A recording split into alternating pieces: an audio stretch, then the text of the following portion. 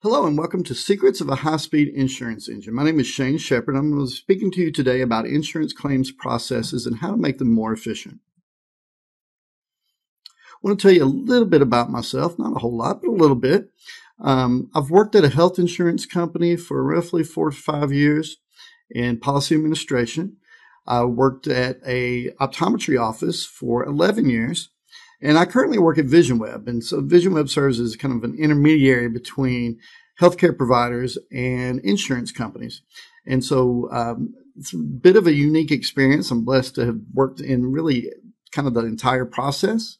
And so I've been able to learn kind of the strengths and weaknesses of the various organizations. And hopefully you can take some of this information and utilize it to make your business better. So building a high-speed insurance engine, we're going to go over various parts of the process. Principles of claim management include pulling benefits, reviewing claims, submitting claims, AR reconciliation, necessary reports that you need, and operational strategies. In previous talks that I've given, I've focused on individual bits of information, coding and billing tips that providers could use to go increase revenue and patient care. And it's a bit of a shotgun blast of information. And sometimes it's a bit overwhelming. There's a lot of information and a lot of things that you can do to maximize revenue. And some of the feedback I've gotten is that they would appreciate it if I kind of brought it up a level and spoke about processes. So that's the goal today, to speak on processes and let you take this information, apply it to your business, and see where your strengths and weaknesses are. So we're going to talk about benefits. That's where the process starts. So the very first thing I want to discuss with you is kind of the philosophy of your practice and your thoughts and feelings about insurance. I've had doctors from time to time ask me, why do I go to the in-depth to the degree that I do about insurance processes? And their sentiment is kind of, every other doctor just takes insurance and whatever will be, and let the chips fall where they may as far as patient responsibility, financial responsibility goes. And optometrists should just do the same. And while I can respect that line of logic, absolutely, I understand where someone's coming from when they have that sentiment. It is my belief that optometrists are a little different than other other healthcare providers. There are 43,000 optometrists in the United States as of 2018. And these statistics come from the Bureau of Labor and the Association of American Medical Colleges. So there are 43,000 optometrists roughly in the United States. To give you some perspective, there are 11,000 oncologists. I think there are 9,000 dermatologists. A quarter or 20% of the number of optometrists. So there's just simply more competition out there as far as optometry goes. Secondly, you have a retail aspect of your business. And that's a good thing. That's something to cherish and be proud of. There are healthcare providers. Optometrists a lot of times seem to have a bit of a complex when it comes to retail sales, and that somehow, either consciously or subconsciously, it makes them, quote unquote, less of a doctor when they're selling something. And it's ironic because every other discipline wishes they had something to sell, whether it's an orthopedic doctor trying to sell braces that are needed for the patients, nutraceuticals, those types of things. Other healthcare providers wish they had that additional stream of revenue, and optometrists are a little apprehensive about it. But the good aspect of it is that you have this extra stream of revenue. The downside is that you do need to consider your patient's discretionary spending, because they can go somewhere else for that pair of glasses or the contacts or go online to order them. And so, you want to be very conscious of someone's financial responsibility when it comes to diagnostic testing and let them know what the costs are going to be. The last little bit, and this kind of goes to competition, kind of sharpening your blade and making the industry better, is that, just because other healthcare providers do not go that extra mile for their patients doesn't mean you shouldn't. And just kind of put yourself in that situation and how you feel when you get an unexpected medical bill. It's not a pleasant thing. And so given that there's so much competition out in the market in optometry, I believe, my personal opinion, is that it's best to kind of vet someone's insurance the best you can, not to change your behavior or for any other reason than to make informed decisions.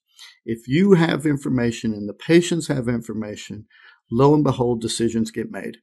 And so kind of that's where I come from, the way I feel about it. But if you feel differently, I certainly respect that. So when should you pull your benefits? The first question that I would ask myself if in your position is, do you have a high walk-in rate? Is your business model is such that you have a lot of traffic going by the storefront and people coming into the office unexpectedly, not scheduling those visits? If that is the case, then you need to kind of dedicate some time and resources to make sure that your staff can pull benefits electronically and in a expedient way, so that when someone does just drop in the office, you're able to pull those benefits and still make those informed decisions. If you don't have a high walk-in rate and you got a lot of people who are scheduling their appointments, well, then you kind of a little ahead of the game there, in that those individuals, you can pull those benefits in downtime, days before the exam. Only thing with that is you want to make sure that you do it in the month that you're talking about. So if it's in the month, you want to check if the appointment was scheduled on the 30th, but it's not, you don't actually have the appointment until the 2nd. You want to check on the 1st to make sure the policy is still active, that type of thing. But do you have a high walk-in rate? And if so, how does your biller or your front desk, how are they pulling those benefits? Do they have an efficient way of pulling those benefits electronically, and do they understand what they're pulling? So do you get too much detail or not enough detail, or is it just right for your business? That's what you want to ask yourself. When your biller is going through all of the steps that they need to do to get that information to you, are they going code by code and looking at these procedures and saying, okay, what are the benefits for 92250 fundus photography versus 92083 visual fields, right? So there's a lot of different codes, and it can be a bit overwhelming. And so much so that some people will just throw their hands up and only pull benefits when it's quote unquote needed, when it's someone comes in and schedules an office visit or a particular test, kind of the need for a particular test manifests itself during the exam, and they only pull it in those situations. So really, you can categorize all of these codes. It doesn't have to be this chaotic. You can put codes into classes and acquire the benefits for each class. Those benefit types are routine vision, diagnostic medical, office surgery, and then you've got a few other procedures there. So you'll notice under diagnostic medical, they're nines. That's what's highlighted. 92250, 92133, 92134. The point here is that everything starts with a 9. So that's a benefit type called diagnostic medical.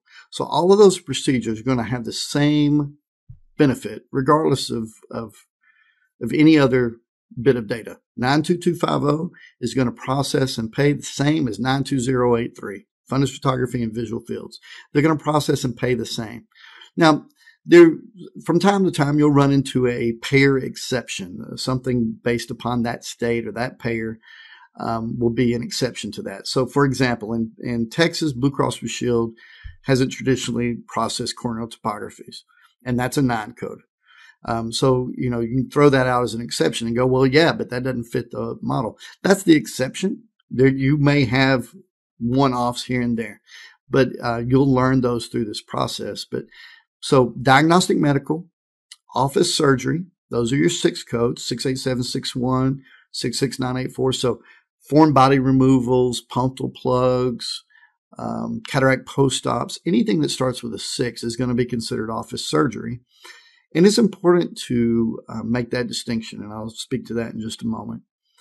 Then you've got pachymetry. That's a 7 code. 7 is radiological. So anything that starts with 7 is radiological. Really, the only thing in optometry that you're going to do with any kind of frequency is pachymetry.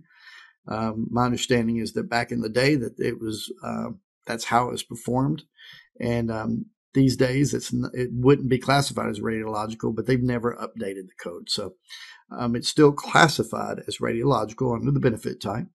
And then 86831, that is going to be your tear film analysis that is gaining in popularity, and the industry is doing more and more of that, and that's considered a laboratory test.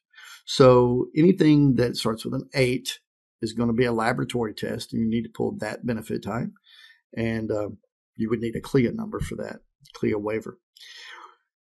These categories, these are the questions that you want to have answered, whether it's from reading online benefits, or if you're manually calling someone, your biller is calling someone because they don't understand the jargon that well. These are the benefits that I had pulled when I managed a practice. And so did this for every patient prior to them being seen, very few exceptions. So what are the benefits for routine vision? Now, this is as it pertains to a medical policy. Okay, I'm not talking about managed vision care here. We're talking about medical policies, health insurance companies. What are the benefits for routine vision? Routine vision will pay 2.5 times what it will on a managed vision care plan. So, even if you don't feel like your office is a big, huge medical practice, it would still be in your interest to understand that, because there's nothing wrong filing a claim to a health insurance company rather than a managed vision care plan. So So there's no problem in choosing who to bill any given exam to. You don't want to bill it twice, obviously, but you can choose who you want to. And all things being equal, you want to bill it to the health insurance company because it'll reimburse much, much more. What are the benefits for specialist office visit and diagnostic medical testing? You're always going to be considered a specialist, an optometrist. Now, there are times where the specialist copay is the same and the benefits are the same as it is for a general practitioner, but you are classified as a specialist, obviously. And diagnostic medical testing. That question, most everybody knows to ask, but the follow-up to that is if there are benefits for a specialist office visit and diagnostic testing. Does the copay apply if the testing is billed without an office visit, if it's billed by itself? There are times where if you build fundus photography by itself to a health insurance company, Aetna, United Healthcare, that it may not hit the copay. So let's say that you have a vision plan with a $10 copay and a medical plan with a $40 copay. Say it's an Aetna plan with a $40 copay. And you've got a $30 difference there. And there's fundus photography, and there is some reason to run it medically. You see, peripheral retinal degeneration. There's something that is legitimate and is worthy of being documented in that manner.